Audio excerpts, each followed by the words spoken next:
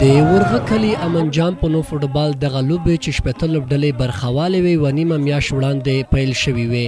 د امن جان په نوم فوټبال سیالي پای لوبې ته وردیخیلو او نقیب الله آریان ورغه کلي لوبډلو لار موندلې وه چې نقیب الله آریان ورغه کلي فوټبال لوبډله د پای لوبه پر خپل نوم کړه. د ټورنمنټ جوړونکو له سیالیو موخه د ځوانانو یو ځایوالی او ترڅنګ د نشهیي توکو سره مبارزه یاده کړه. دغه ټورنمنټ د متون ورغه کلي د امن تر عنوان لاندې ټورنمنټ و چې تقریبا شپېتو لوبډلو پکې ګډون کړی و او یوه نیمه میاشت دوام درلوده. تاسو ګورئ چې نن ورځ د فاینل لوبه د متون وردخیلو کلي او د نقیب الله خیران ترمنځ روانه ده.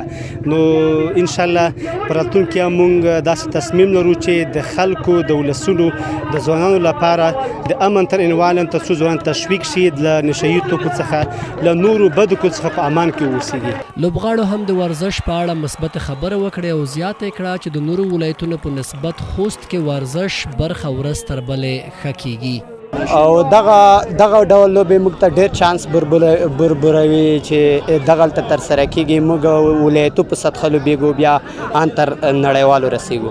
غوښتنه مو دا ده چې موږ ته یو په ټولو ولایتونو کې معیاري لوبغالي موږ ته جوړ شي. ټورنمنټونه او دا ډول لوبې د خوست فوټبال لوبغاړو لپاره ډېر مهمې دي. د پورته ولایتونو لپاره او نورو په خوست کې غاړه کلبونو لپاره چې لوبې وکړي پورته ولایتونو لپاره پرمختګ لپاره کړای شي چې لوړ شي پورته ولایتونو کې ولوبېږي. د لوبې لیدونکو هم ورزش د صحت لپاره ډېر ګټور وباله او زیاته کړه چې دا ډول لوبې ځوانانو ته د یو ځایوالي او تفریح لپاره ښه زمینه برابروي.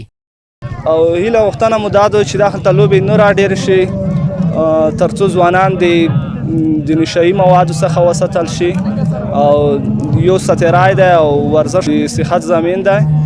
خوست کې د نورو لوبو ترڅنګ فوټبال لوبه هم ډیره کیږي چې زیات شمیر مینوال لري.